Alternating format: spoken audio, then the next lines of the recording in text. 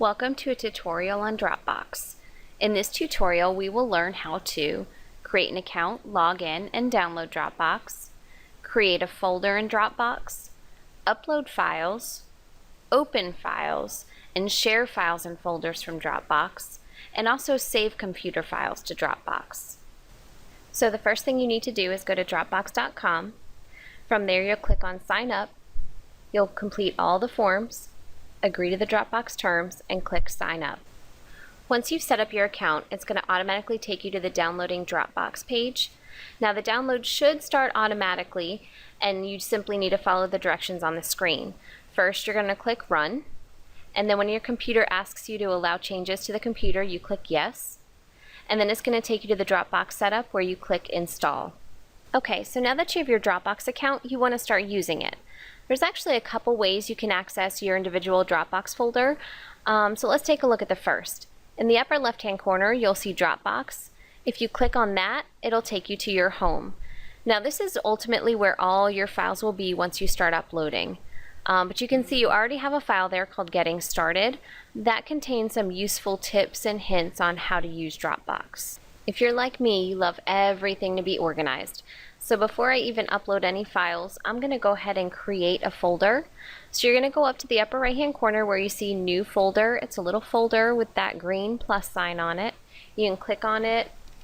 I'm going to label mine, I don't know, Sample, and click away from it. It's going to create my folder, and there it is. Now that I have my folder created, I'm going to click on it. I'm going to go to the little file up here with the blue arrow to upload. I'm going to choose my file, click on it, and it's uploaded. Now if you right click on that document, it gives you several options, and we'll go over some of these later, but share link, download, delete, rename, move, copy. Let's say I didn't want this in here, I can simply delete. And then the nice thing about it is this trash can up here, it'll show me my deleted documents.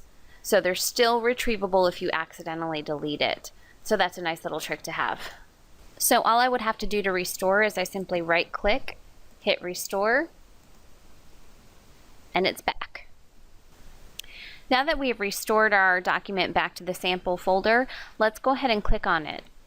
And when I click on it, you're going to see that it pops up in its own PDF window. So I can go ahead and I can read the document, or it gives me some options. I can download it, or I can click on the chain link up in the upper right hand corner and I can share the link to this document. So if I click on that, it's going to take me to a full-size screen of the file, and you can click share. And when you click share, you either add names or emails, you can import contacts, you can write a message and go ahead and click send, or you can simply get the link and it'll be copied to your clipboard and you can send it whatever way you want that way. You could also use that link to share a file on Moodle or a discussion board. You simply paste the link from your clipboard into your discussion and people will also be able to view or access that document as well. Let's head back to the contents of our sample folder.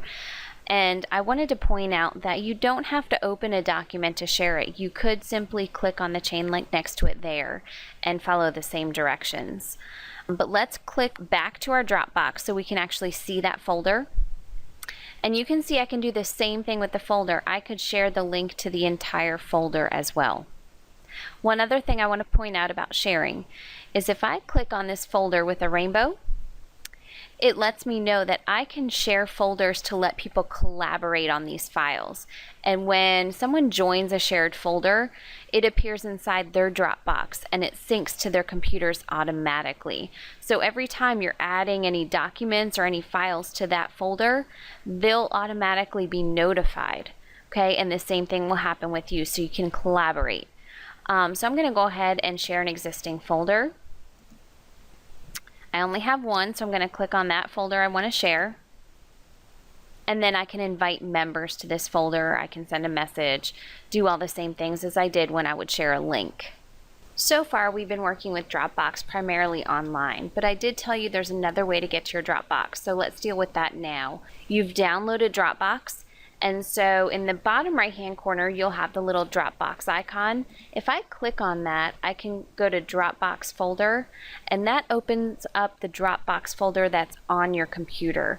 So you'll see, even though I created that folder online, my sample folder, it shows up in my Dropbox folder on my computer. Of course, just like with my online Dropbox, I can organize it the same way. I can right click, new, and create folders, and they will show up online as well. Let's say that you're working on a document on your computer and you want to save it to Dropbox. You can simply go to File, Save As, and then for me, it's on my favorites. I click on Favorites, Dropbox, and I can go ahead and save it there. And that way, it's going to be saved on my computer. It's also going to be saved on Dropbox so that I can open it anywhere. Dropbox makes it easy to store photos, docs, videos, and files, access your files anywhere, share with others through email or link, collaborate with others through shared folder invitations, and back up your files online so they'll never be lost.